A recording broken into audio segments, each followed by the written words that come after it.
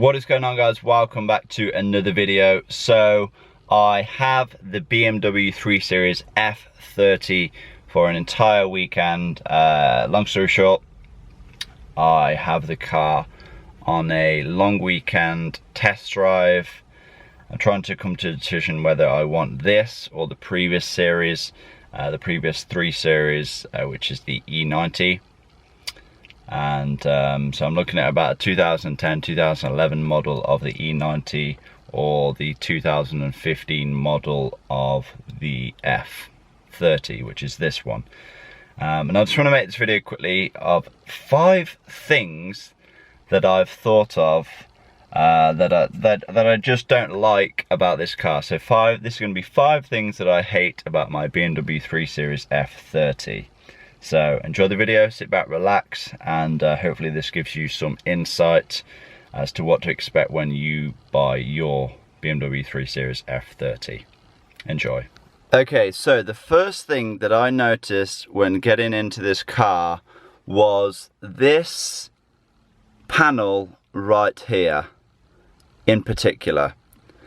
So this is obviously the heating and aircon climate control panel. This is the CD player, radio controls. You can do most of it through the iDrive, but this is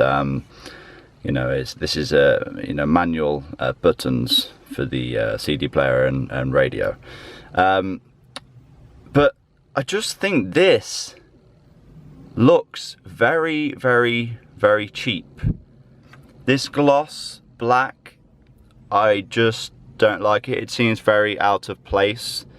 It kind of seems that it would scratch very easily, and these buttons and this whole cluster just seems very cheap and plasticky. It's not very nice to touch. It's very hard plastics.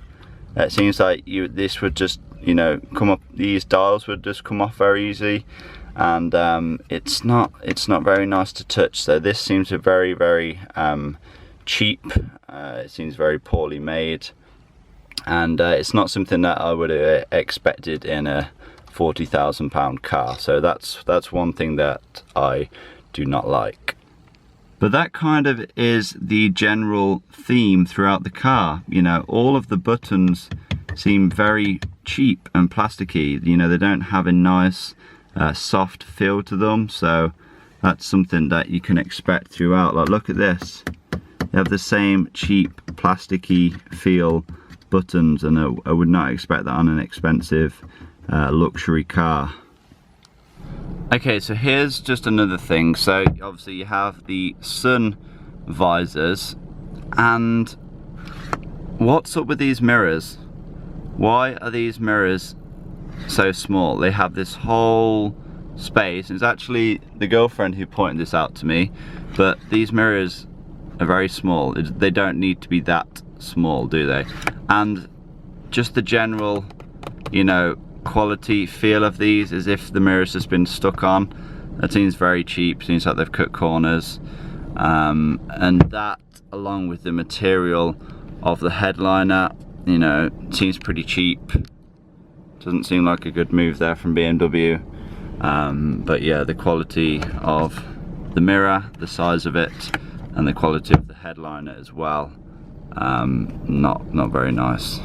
Okay, so another thing that I dislike is the cup holders, or lack of them. So the only 2 cup holders that I can see in the car is these 2 up the front here, right at the front of the car. So none in the rear, not even in the door cards. So if you're in the back, good luck spilling your drink all over yourself. None on the dash, which I prefer on the previous series. And yeah, just 2 here, which technically could spill, could get in your way. I prefer them being up higher, but yeah, you're only left with 2, so not a massive fan of that. Okay, so another thing is the iDrive. I know this is more of the modern look that car companies are going for now, with the screen. It, you know, just looks like a tablet that's literally just sitting on top of the dashboard. I'm not a massive fan of that. I prefer that on the previous series, how it's all kind of built in. It looks like honestly someone could just snap this off and run off with it. I'm not a massive fan of that. Also not a massive fan. I'm also not a massive fan of how non-user friendly some of the menus in this iDrive is. You know, it'll take a long time, I think, to really get used to this thing. It's not that easy to navigate, in my opinion. So another thing that I hate, and the final thing on my list, is the indicators. Now, BMW drivers are notorious for not ever needing to use their indicators, because let's be honest, BMW drivers own the road. So, you know, if you own the road, why would you need to tell people where you're going? Obviously, you know, that we know that's not true, and everyone should be using their indicators. But on this model, there is no side markers on the wing of the car. So usually, typically on a car, you'll have them either on the wing of the car, or the fenders as they're called in the US, or you'll have them on the mirrors. Now these ones are on the mirrors, and I'm just not a massive fan of them. So, okay, so if you look there, you'll see that indicator flashing. Now that is actually a little bit of a nuisance, because when you're driving along, especially when it's dark, and that's quite bright as well, you kind of, you know, catch it in the corner of your eye, and if you're indicating for a long time, that can, you know, kind of get on your nerves. So that's just another thing that I'm not a massive fan of. I do prefer them when they are on the wing of the car. Now that's just 5 things that I hate. I'm sure there would be more things down the line that I would pick up, especially after owning the car for a long period of time, and after putting some miles on it. Obviously this is a diesel, so that will come with its problems with the various emission controlling systems, the EGR valve, the DPF, diesel particle filter. Those 2 systems just cause the biggest problems to diesels. Essentially, you have the exhaust gases via the EGR valve going back through the air intake, through the intake manifold, clogging all that up with sooty, crappy, oily, just bad stuff that you don't want into your intake and into your engine.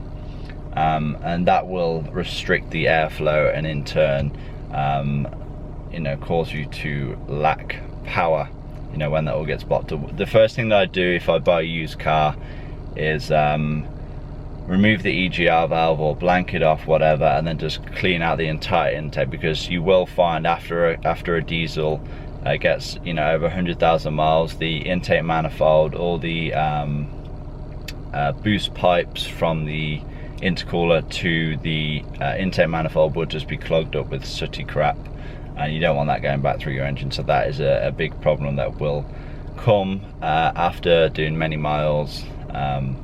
It's just one of those things that you can't prevent as long as you have an EGR valve on. Obviously the DPF, diesel particle filter, that will become blocked if you're only doing short journeys, and you know, you're not getting the car hot enough to do a regen. But even to do a regen, you have to like basically floor it for like 20 minutes straight, just to try and burn that, you know, burn the soot up in the DPF. So that's another problem that will come as well. But yeah, I'm going to end this video here. Hopefully you guys have enjoyed it. Please give it a like, leave a comment down below, and I'll see you in the next one. Peace.